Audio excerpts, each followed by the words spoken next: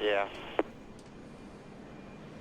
Evidently, they've cranked the engine and they've asked Michael what his gauges are looking like. But one reason that you cannot fuel the car before the green flag is we used to have a lot of cars that would come to pit road at this size racetrack that started at the rear of the field and top it off when you get one to go, and NASCAR stopped that.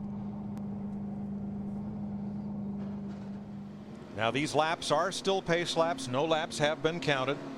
So Michael will be able to start at the tail end of the field. And he was there anyhow. He was going to start 41st. The biggest, do they have the problem rectified?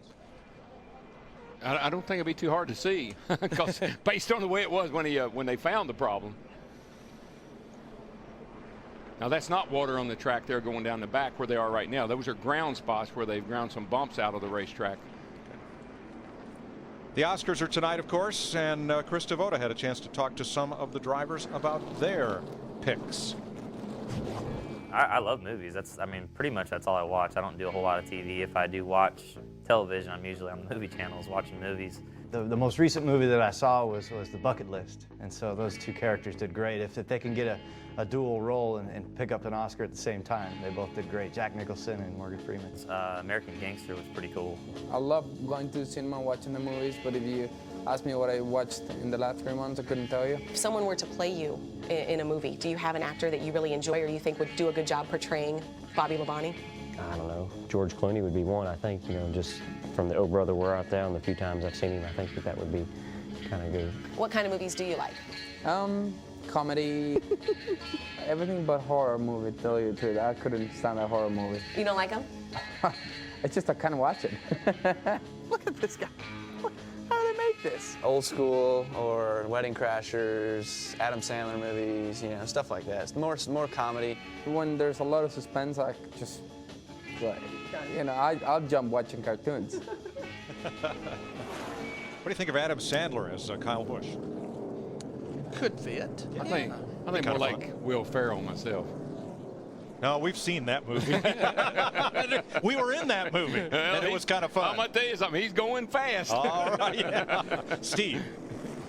Mike, just listening to Jimmy Johnson talk to Chad Canals, and he said to his spotter, Stevie Reeves, hey, let Jeff Gordon know, let the 24 know that I'm going to run turn 1 pretty wide. I'm a little afraid of the track, so he said, don't fear. I'm just going to arc it in wide. Let him know I'm not going to run him up to the wall. Krista.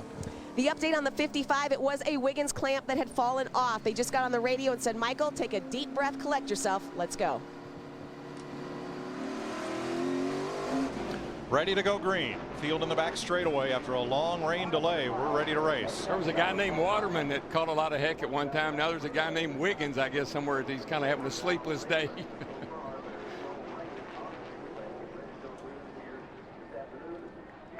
These fans have been patient. They've shucked their rain gear, and now they're going to get rewarded. They're going to get a start. They're going to get to see the Auto Club 500.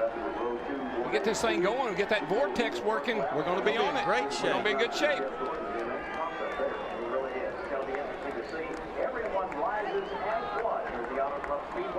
Sean Merriman at the ready, and so are we. Pace car dives for pit road. DW, I was questioning if it was going to happen today, but here we go, baby. Reach up there and pull those belts tight. One more time. Let's get this West Coast party started. All right, come on, Sean. Wave that thing. Boogity, boogity, boogity. Let's go racing, boys.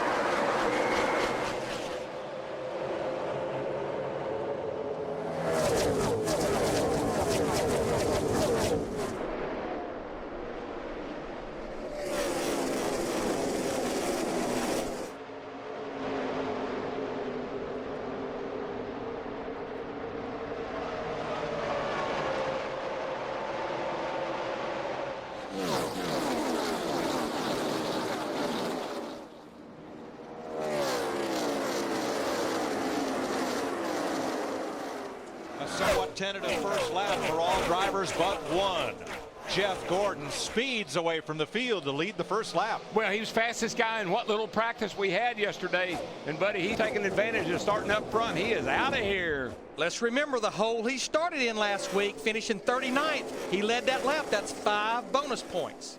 You know, it wasn't bad enough you had to worry about the rain and the water leaking out of the track. You had all that stage right you had to worry about, too. But everybody looks like they're minding their manners. Nice start, boys. Got a battle for second here. Jimmy Johnson in that 48 car goes underneath Matt Kenseth in the 17. I talked to Chad Knaus about this 48 car. He thinks they've got a fast car, but he's concerned about the long run. So many of these guys, Larry, are propping these cars up and making them turn off the right rear tire, and that can get you after a while. That right rear tire heats up, that thing will get loose on you. Fourth place battle, Tony Stewart in the 20, Clint Boyer. Behind Gordon, Johnson, and Kenseth. Oh, Matt Kenseth loses a bit of ground. Here comes smoke. Yeah, and of course they pass him almost at the end of the back straightaway, but the problem was Matt Kenseth in the 17 did not get off too very good at all, and you can see he's going to continue to lose spots. Boyer, Harvick, and here comes Casey Mears in the 5. A lot of slicing and dicing right now, boys.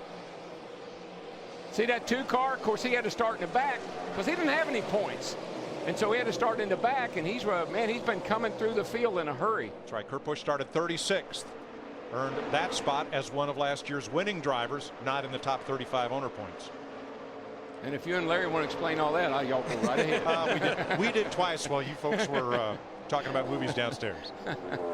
I know while we're watching this battle here, Jeff Gordon has been like fired out of a cannon in this 24 car. We're coming to complete lap 4, and he's already built over a 2-second lead over his teammate Jimmy Johnson in the 48. Well, Larry, those lap times that he's running right now are a lot quicker than we saw in practice yesterday. They were in the 40s, and right now he's 39.69 his best lap. So for Gordon and Jimmy Johnson, who has a full second on the 3rd place car, Tony Stewart, this has suddenly become a test session.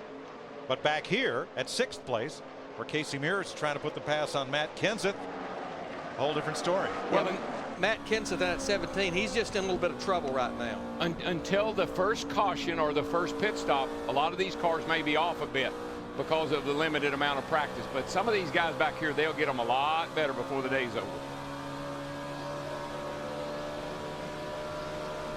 After about a dozen laps, there'll be a bunch of fellas saying, I want to see the caution, I just don't want to be the caution.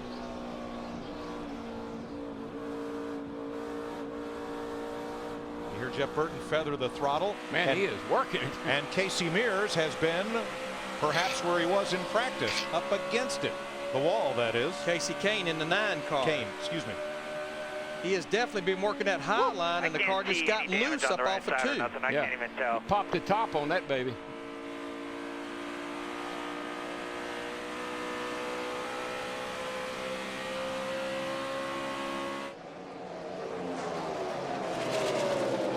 This right here is a battle for the 13th position between Casey Kane in the 9, Ryan Newman in the 12, as well as Carl Edwards in that 99 car.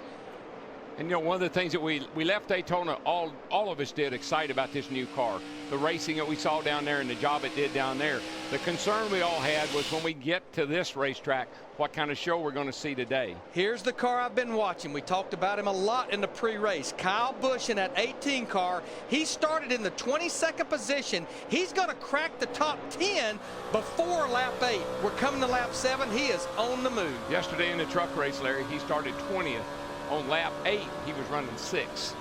He doesn't hold back. And he's running a line where nobody else has been. He's right down around the yellow line. Now, is that the right line or the wrong line? It works for him.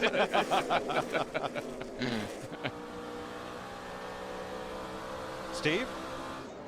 Mike talked to Tony Eury Jr., the crew chief on the 88 for Dale Earnhardt Jr. this morning, and he said we are set up loosest of all the Hendrick cars, but we feel like once this race gets going that we're going to be better in traffic as he closes up on Ryan Newman, and this racetrack will tighten up. The longer it goes, the better we'll be. Yeah, Steve, normally what happens is the more rubber that gets down on the racetrack, we talked about this track being green. That means all the rubber's been washed off. But the more that you get rubber down, it tends to tighten the car up. The car wants to turn less and less, will not respond to the steering wheel. I still chuckle when I think about Kyle Busch last week when his spotter early in the race said, take it easy there, 18, and he came back and said, negatory, not rather. If he's the loosest of the Hendrick cars, here's what that looks like. We saw this in practice yesterday several times off turn 2 and off turn 4 with this 88 car. Oh, that's manageable right there. That was only one. That was only one little correction. He was doing it about 3 or 4 times yesterday. Now Jeff Gordon has broken out to a 3.7 second lead. Matt's in his pit. Mike, possible story breaking on the 24 of Gordon. A lap ago, he came on the radio and told Steve Letarte that the water temperature has climbed just over 250. Now to Dick Berggren. Matt Kenseth in the 17. Matt Kenseth in trouble. He is pitting. He said, we've got to pit this time right now. Paper off the grill is the biggest problem. He's overheating.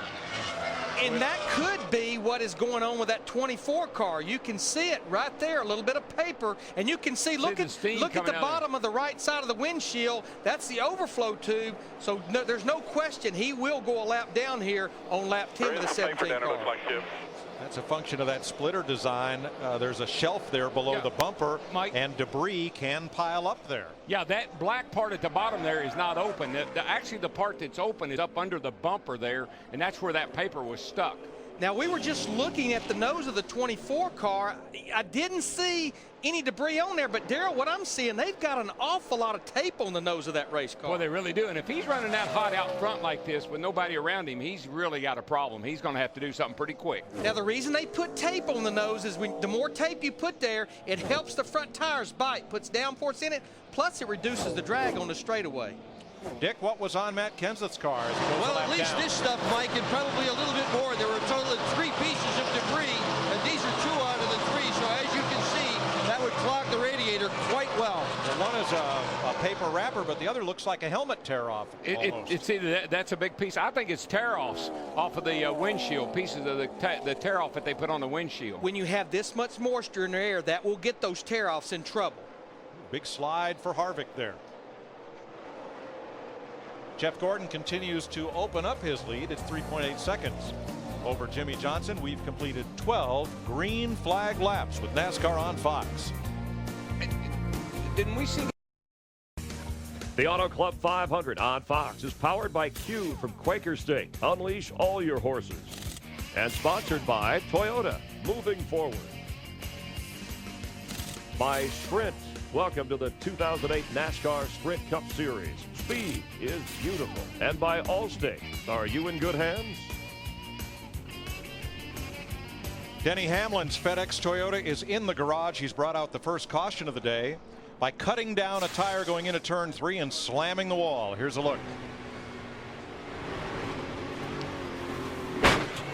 That is a hard lick. When that right front goes down like that, the car just will not turn. Hamlin in the garage. Here's another look. Straight up and in. Now Matt Kenseth will get the free pass. He'll be back on the lead lap.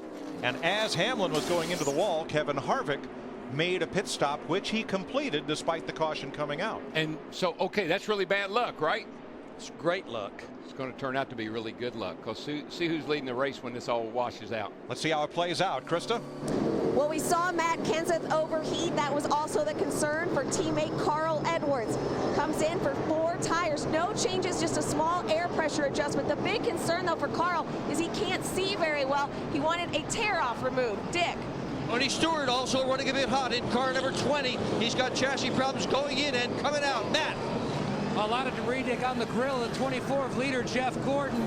He said his car, the biggest issue, free on exit. That's what Steve Letarte is going to fix the most. Steve.